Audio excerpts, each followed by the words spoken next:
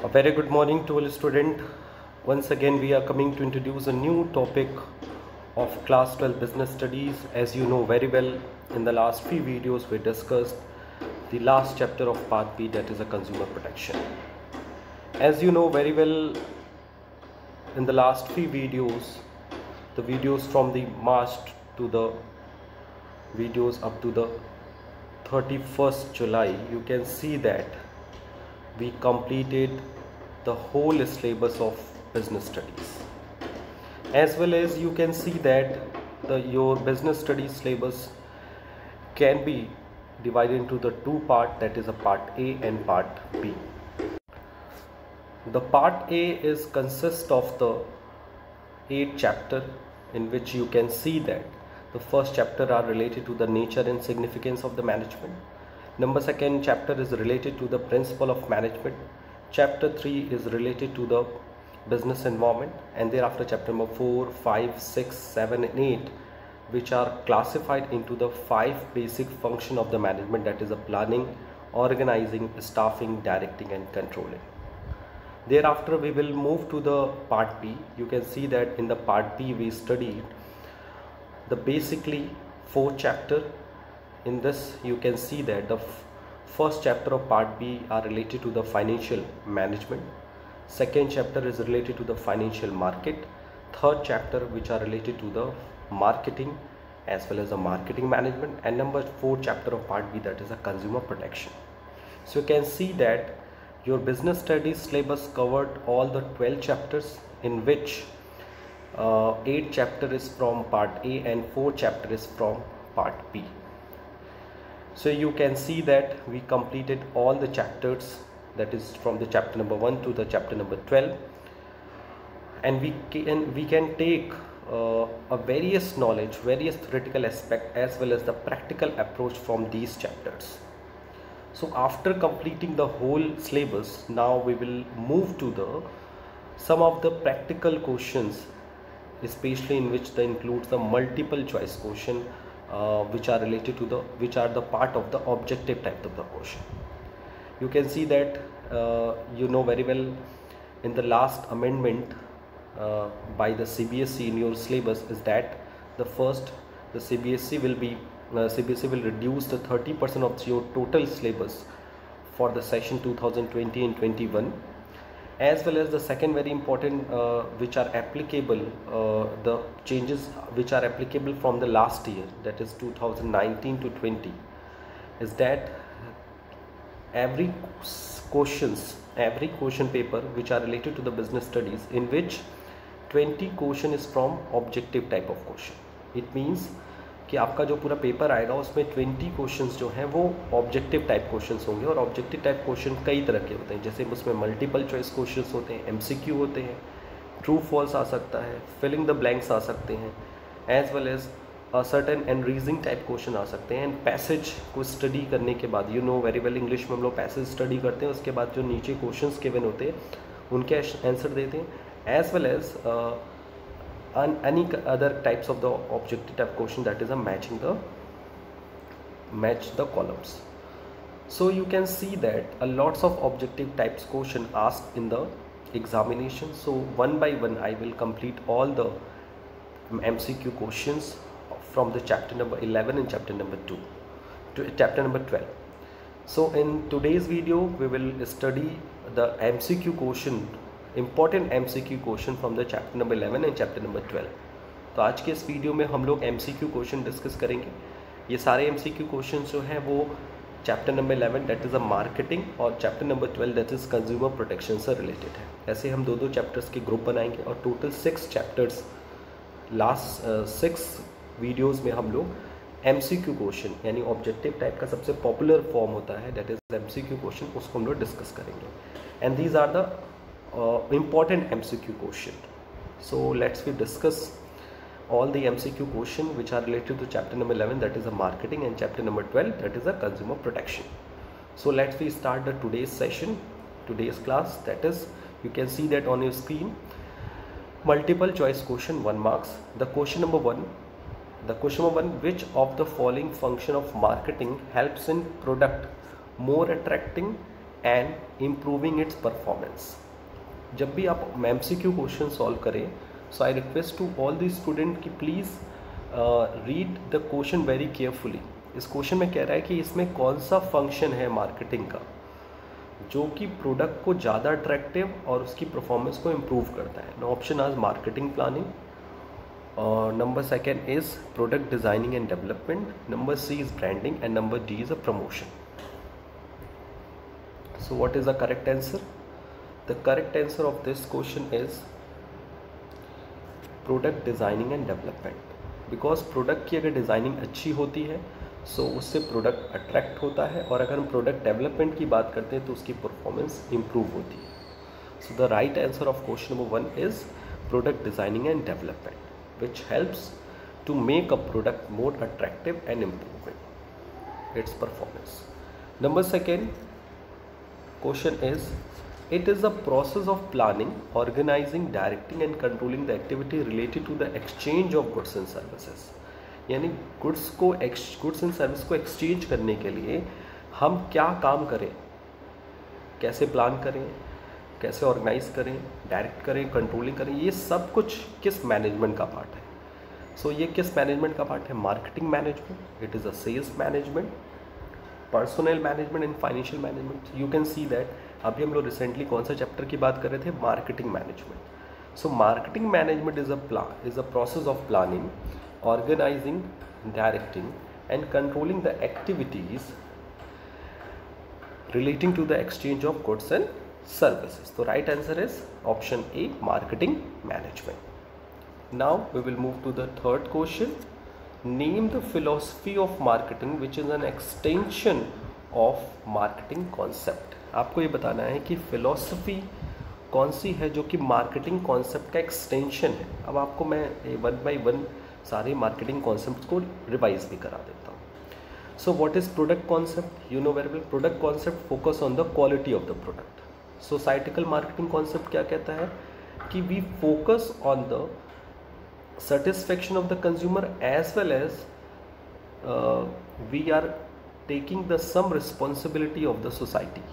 It means every businessman have a first aim to satisfy your customer as well as businessman, every businessman has a responsibility to take the social cause. It means आपको society से जो भी resources ले रहे हो उसको very carefully use करो, और यूज़ करने के बाद उन सारे प्रोडक्ट्स को उससे आप अपने कस्टमर को सेटिस्फाई करो। यानी सोसाइटी को हार्म किए बिना आप अपने प्रोडक्ट को सेटिस्फाई करो, प्रोडक्ट की क्वालिटी प्रोड्यूस करो। प्रोडक्शन कॉन्सेप्ट इस बात पे बिलीव रखता है। It means according to this concept we produce more and more product, and selling concept कि हमें गुड्स को सेल करना है at any cost. So philosophy of marketing which is extension of the marketing concept. Marketing concept का कौन सा extension है? Means आपने पहले क्या देखा था? प्रोडक्शन कॉन्सेप्ट, फिर क्या था? प्रोडक्ट कॉन्सेप्ट, फिर क्या था?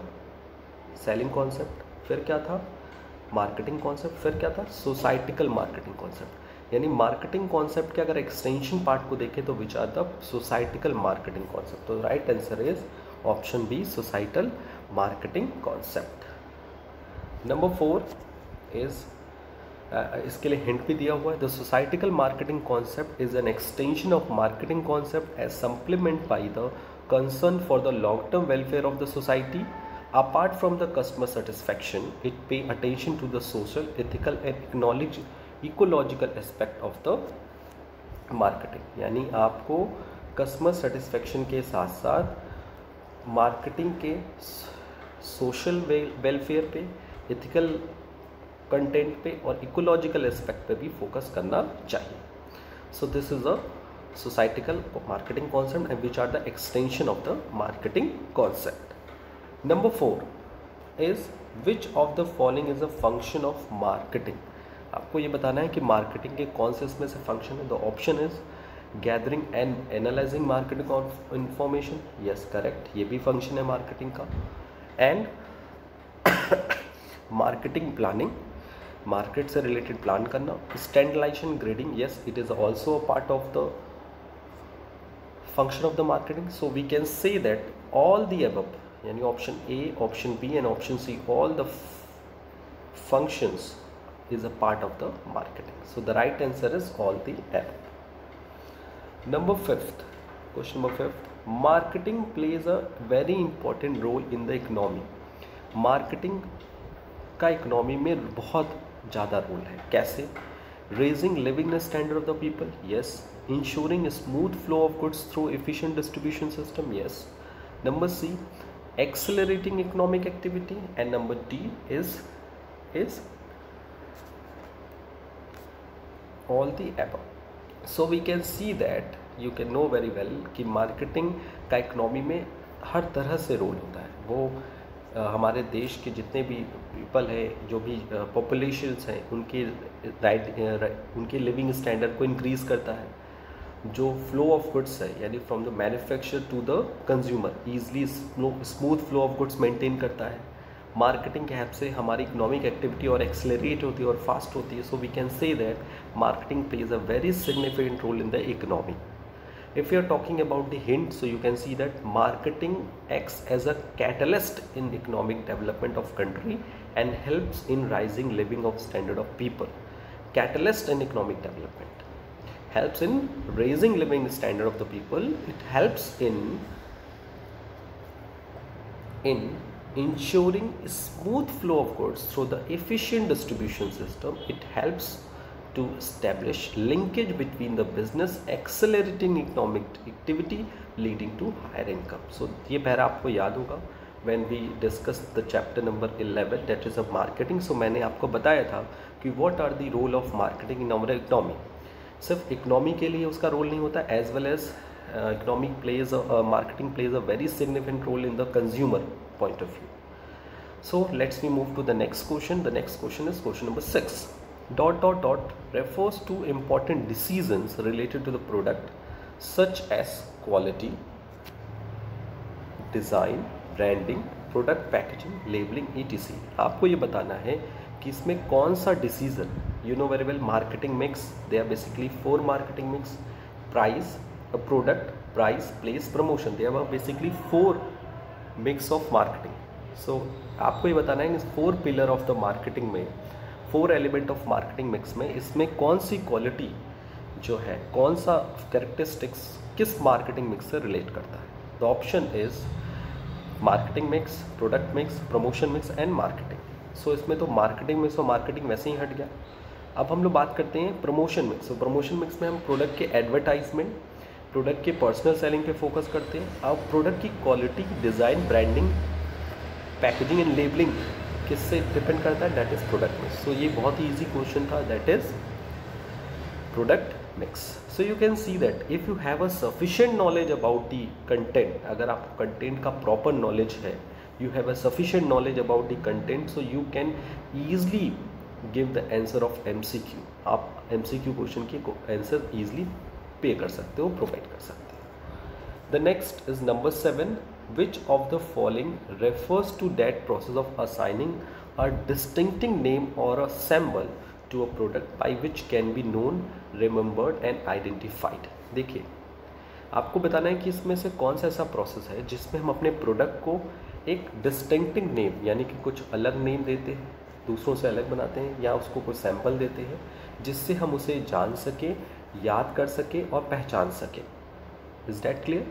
सो आपको बताना है trademark, product means, branding and packaging. अब देखिए, ब्रांडिंग और trademark is the same things. ये दोनों ही ऑप्शन करेक्ट हो सकते हैं, बट यहाँ पर मैक्सिमम चांस जो है वो सही आंसर है वो ब्रांडिंग है. बिकॉज ट्रेडमार्क, ब्रांडिंग जो होता है वो प्रोसेस है, ट्रेडमार्क जो है एक मार्क है. सो ब्रांड मार्क एक अलग चीज़ है. ट्रेडमार्क क्या होता है, जब ब्रांड मार्क का हम गवर्नमेंट से क्या ले लेते हैं, लाइसेंस ले लेते हैं कि only me use such type of mark in our product, और कोई दूसरा में without my permission and no one can use such mark in his product. So basically अगर हम डिस्कशन ये करें कि ट्रेडमार्क एंड ब्रांड मार्क जो दोनों है वो प्रोसेस नहीं है, वो एक मार्क है. Branding is a process. तो यहाँ क्वेश्चन में पूछ रहा है कौन सा ऐसा प्रोसेस है. So we can easily give the answer, that is a branding is a process which assign a distinctive name or symbol to a product by which it can be, means product can be known, remembered and identified. The next question is, which of the does not come under the category of non controllable factor? Non controllable factor मतलब किस factor को हम control नहीं कर सकते हैं? कौन सा ऐसा ऑप्शन है इसमें से जिसको हम कंट्रोल नहीं कर सकते हैं? That is non controllable factor does not come under, ये भी याद रखिए, डज नॉट कम मतलब rate of inflation non controllable है, ये हमारे कंट्रोल में नहीं है। कंपटीशन का लेवल हमारे कंट्रोल में नहीं है। क्रेडिट पॉलिसी ऑफ बैंक ये हमारे कंट्रोल में नहीं है। हमारे कंट्रोल में क्या है कि हम अपने प्रोडक्ट की पैकेजिंग कैसे करें। सो पैकेजिंग जो है वो कंट्रोलेबल फैक्टर होता है, यानी वो नॉन कंट्रोलेबल फैक्टर के कैटेगरी में नहीं आता। क्वेश्चन में देखिए पूछा है does not come under the category of non controllable factor. इसमें से कौन सा फैक्टर नॉन कंट्रोलेबल फैक्टर में नहीं आता? इट मीन्स कंट्रोलेबल फैक्टर में आता है। So the right answer is packaging. Packaging is the right answer. Okay, number 9 is packaging helps in the marketers in. Packaging क्या करती है, क्या ऑप्शन आपको क्या हेल्प करती है? Raising standard of health and sanitation, yes right answer. Innovational opportunities, yes. Product differentiation, yes. So we can say that packaging helps the marketing in all the above way, that is raising standard of health and sanitation, innovational opportunities, and with the help of packaging we can easily differentiate among the products. So इसके लिए कुछ hint भी आपके सामने present है, that is packaging raises the standard of health and sanitation by preventing adulteration. Okay, packaging has extended the scope of marketing product like dairy items. It also helps to create differentiation on the basis of different colors, size and etc of the packages. So you can see that अगर हम packaging की help करते हैं तो उससे हमारे health का standard increase होता है और हम सैनिटेशन मेंटेन, सैनिटेशन मतलब हम एडल्ट्रेशन रोकते हैं। अगर आप पैक्ड फूड यूज़ करोगे तो उसमें कोई पैक्ड को काट के मिलावट नहीं कर सकता है। खुले सामानों में मिलावट हो सकती है बट बंद सामानों में मिलावट होने के चांसेस काफ़ी कम होते हैं, क्योंकि उससे पैकेजिंग ब्रोक हो जाएगी और आपको इन्फॉर्मेशन मिल जाएगी उस पैकेट को कि पैकेजिंग के साथ कुछ ना कुछ छेड़छाड़ हुआ है। ओके, और with the help of packaging you know very well कि हम विद पैकेजिंग की हेल्प से प्रोडक्ट में डिफ्रेंशिएशन भी क्रिएट कर सकते हैं on the basis of colour, size and groups के अकॉर्डिंग भी हम पैकेजिंग में डिफ्रेंशिएशन कर सकते हैं। इनोवेशनल अपॉर्चुनिटीज़ भी हो सकती है। You can see that innovation मतलब हम नए तरीके से प्रोडक्ट को प्रेजेंट कर सकते हैं। अगर पैकेजिंग एक अच्छा तरीका है जिससे हम अपने प्रोडक्ट को एक अलग तरीके से मार्केट में प्रेजेंट कर सकते हैं। सो the next question is question number 10 is which of the following refers to the process of designing a small slip or complex graphic that are the part of the package which denote its nature, contain and uses. It is a very easy question. इसमें से बताना है कि कौन सा ऐसा process है जिसके अंदर में हम एक स्मॉल स्लिप डिज़ाइन करते हैं या फिर प्रोडक्ट के पैकेज पे ही कॉम्प्लेक्स ग्राफिक्स का यूज़ करते हैं। ठीक है, यानी कि कौन सा ऐसा प्रोसेस है जिसमें हम स्मॉल स्लिप को डिज़ाइन करते हैं और पैकेज के ऊपर एक कॉम्प्लेक्स ग्राफिक्स का भी यूज़ कर सकते हैं, जिसमें ये बताता है कि उस प्रोडक्ट का नेचर क्या है, कंटेंट क्या है, यूजेस क्या है। So you can know very well it is branding, no. It is a labelling, yes. It is packaging, no. Packaging के ऊपर ही तो हम लोग लेबलिंग करते हैं। सो पैकेजिंग के ऊपर अगर हम कोई भी ग्राफिक्स यूज़ करते हैं या फिर हम स्मॉल स्लिप उस पर पेस्ट कर देते हैं जिससे हमें उस प्रोडक्ट के नेचर, उसके कंटेंट और उसके यूज़ की इंफॉर्मेशन मिलती है। So this is known as the labelling. So labelling is a process by which we can design a small slip और develop a complex graphics on packaging which denotes the nature, content and uses of the product. Okay, so now we will move to the next question, that is question number 11. The next question is question number 11. Which function of channel of distribution refers to the process creating desired combination of product to fulfill varied needs of customers such as a cricket kit? You know very well, there are basically few steps of the process of channel of distribution जिसकी help से हम customer के need के according customer की need के according goods को क्या करते हैं, उसकी कॉम्बिनेशन को क्रिएट करते हैं, that is a sorting, accumulation, allocation and assorting. Sorting मतलब प्रोडक्ट को छोटे छोटे बड़े बड़े लॉट्स में शॉर्ट करना, एक्यूमुलेट मतलब डिस्ट्रीब्यूशन चैनल को फैसिलिटेट करना, एलोकेशन मतलब डिमांड ऑफ द कंज्यूमर उस प्रोडक्ट को ईजिली एलोकेट करना, एंड असॉर्टिंग मतलब जो ये क्वेश्चन में कह रहा है कि process of creating desired combination of product to fulfil varied needs of customer. यानी कि you know very well customer की जो नीड है वो डिफरेंट चीज़ों में डिस्ट्रीब्यूट होती है, तो उन नीड के अकॉर्डिंग उस प्रोडक्ट का कॉम्बिनेशन यूज़ करना है। जैसे कि क्रिकेट किट में you know very well all the things are assorted like a cricket bat, wicket, ball, pads, so you can see that this is a process of assorting. So assorting refers to the process of combining various goods for the same line of the product for sale to consumer. यानी assorting एक ऐसा process है जिसमें हम कई सारे goods को एक टॉपिक में, एक में प्रोसेस में, एक प्रोडक्ट में क्या कर देते हैं, कंबाइन कर लेते हैं। जैसे कि क्रिकेट किट देख लो, कंप्यूटर सेट देख लो जिसमें मॉनिटर होगा, अगर डेस्कटॉप में देख लो मॉनिटर होगा, CPU होगा, UPS होगा, सो माउस होगा, प्रिंटर होगा, so this are the needs in the assorting. यानी डिफरेंट प्रोडक्ट्स हैं उनको साथ में मिलाकर कंपाइल कर लेना। Next is question number 12 is if the management of a company wants to exercise highest level of control over the distribution of its product, which of the following channel of distribution would be preferred by it? यानी ये कह रहा है कि अगर company का management ये चाहता है कि उसका डिस्ट्रीब्यूशन, जो प्रोडक्ट का जो डिस्ट्रीब्यूशन चैनल है उस पर सबसे ज़्यादा कंट्रोल हो, तो सिचुएशन में उसे कौन सा चैनल ऑफ डिस्ट्रीब्यूशन प्रेफर करना चाहिए। अगर हम 1 लेवल की बात करें तो वहाँ पर होलसेलर और कस्टमर के बीच में, मैन्युफैक्चरर और कस्टमर के बीच में डिफरेंट रिटेलर्स होते हैं। 2 लेवल्स में you can see that manufacturer और सेलर के पास, कंज्यूमर के बीच में होलसेलर एंड रिटेलर होते हैं। 3 लेवल ऑफ चैनल में मैन्युफैक्चरर के बाद आता है एजेंट्स के बाद होलसेलर के बाद रिटेलर। सो जितना ज़्यादा लंबा लेवल ऑफ चैनल होगा, डिस्ट्रीब्यूशन ऑफ चैनल जितना बड़ा होगा, उतना ही मैनेजमेंट का control over the distribution of its product कम होता जाएगा। सो if you are talking about the control over the distribution, so we can always prefer the 0 level channel. So the right answer is 0 level channel. The next is question number 13.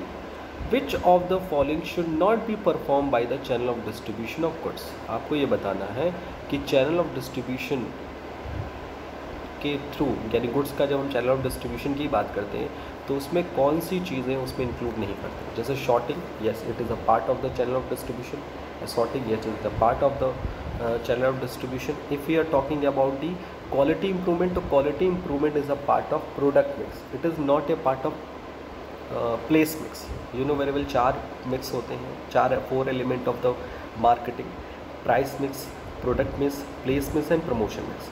Channel of distribution is a part of place mix, so quality improvement जो है it is a part of the product mix, क्योंकि product में ही product की quality, उसके labelling, packaging, branding सब पे focus करते हैं। अगर हम बात करें क्वालिटी रिस्क टेकिंग में, तो yes is it a part of the channel of distribution. So we can see that quality improvement is not a part of the channel of distribution. Number 14, it is a very important question, so please read carefully. Samsung is a leading manufacturer of electronic goods across the globe. Samsung जो है वो पूरे global world में electronic goods sale करने के लिए leading manufacturer है। It is a planning to introduce a high-end smart TV is an Asian market and it's anticipating moderate demand for it. Based on these assumptions, it fixed the TV's price at the rate of $1,500 per TV. Which of the following factors affected the price of the TV? आपको ये पूरे paragraph को पढ़ने के बाद, जैसे आप देख रहे हो सैमसंग जो है वो इलेक्ट्रॉनिक गुड्स को ग्लोबल एरिया में डिस्ट्रीब्यूट करने का प्लान कर रही है। अब वो चाहती है कि एशियन मार्केट में उसके प्रोडक्ट की ज़्यादा से ज़्यादा डिमांड हो। उस सारी चीज़ों को देखकर अगर वो प्रोडक्ट की जो प्राइस है उस बात पर डिपेंड करती है कि जो प्राइस है टीवी का वो 1500 रुपये पर टीवी $1500 पर टीवी वो डिसाइड करती है। आपको ये बताना है टीवी के प्राइस को कौन कौन से फैक्टर अफेक्ट कर सकते हैं। Which of the following factor affected the price of the TV? It is very clearly 14, that is a utility and demand, product cost, extension of competition in the market and none of the.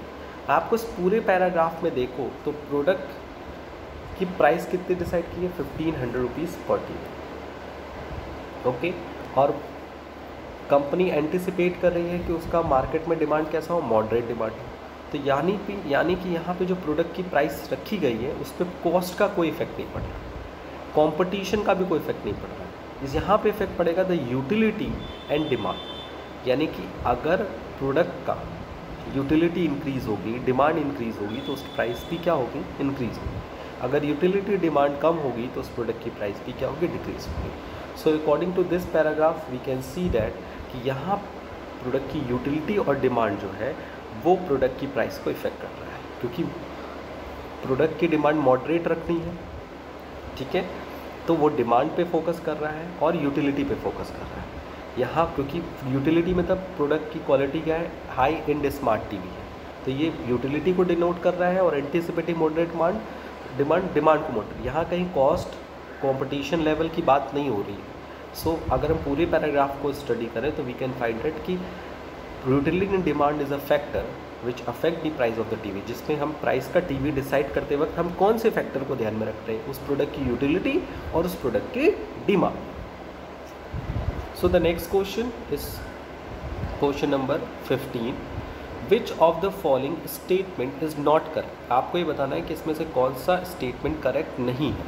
The first, zero channel goods are directly made available to consumer for manufacture. Yes, it is a right statement. In one level channel of goods are made available from manufacturer to retailer then to customer. कह रहा है one level में goods जो होता है manufacturer retailer को देता है, रिटेलर से कस्टमर के पास जाता है। Yes, it is a good. In two level channel goods are made available from manufacturer to agents and then to retailer. ये गलत है। You know very well the right क्या है? जीरो लेवल में मैन्युफैक्चरर डायरेक्टली किसको देता है? Consumer को। In one level of channel manufacturer किसको देता है? रिटेलर्स को, और रिटेलर किसको देते हैं? कंज्यूमर को गुड्स प्रोवाइड करते हैं। इन टू लेवल ऑफ चैनल में जो मैन्युफैक्चरर है वो पहले होलसेलर को गुड्स देता है, होलसेलर रिटेलर को देता है, और रिटेलर किसको देता है? कंज्यूमर को। So you can see that two level of channel में एजेंट्स की बात ही नहीं होती। एजेंट्स की नाम कब होती है? In the three level of channel. So the statement number 3 are incorrect. So the right answer is statement number 3 because statement number A and statement number B are correct. Okay, so the next question is question number 16. Mr. Raj wants to buy a LCD for his family. When he visited Anand Electronic to make the purchase, he got confused. Which promotional tool brought him to the shop and which promotional tool is required now to remove his confusion? आपको ये बताना है कि mister राज ने LCD खरीदना चाहते हैं अपने फैमिली के लिए। जब वो आनंद इलेक्ट्रॉनिक्स में परचेज किया तो वो कंफ्यूज हो गए। Which promotional tool brought him to the shop and which promotional tool is required now to remove his confusion? यानी कि आपको ये बताना है कि कौन सा प्रमोशनल टूल उन्हें शॉप तक लेकर गया और कौन से प्रमोशनल टूल से वो अपने कंफ्यूजन को दूर कर सकते हैं। पहली चीज़, LCD टीवी खरीदना चाहते थे, वो आनंद इलेक्ट्रॉनिक पे गए। सो यहाँ पर क्या चीज़ है? एडवर्टाइजमेंट है, क्योंकि आपको पहले फर्स्ट पार्ट को क्लियर करना है कि which promotional tool is required, which promotional tool brought him to the shop. उस शॉप पर ही क्यों गए? आनंद इलेक्ट्रॉनिक की शॉप पे क्यों गए? Because due to the advertisement, due to the personal selling, due to the sales promote, due to the public relation. अब आप बताओ यहाँ कोई पर्सनल सेलिंग हुई थी क्या? उनके पास कोई पर्सनल सेलर आया था, कहा था कि please purchase this goods? No sir. क्या इस कंडीशन में कोई सेल्स प्रमोशन टेक्निक यूज़ की गई? नहीं।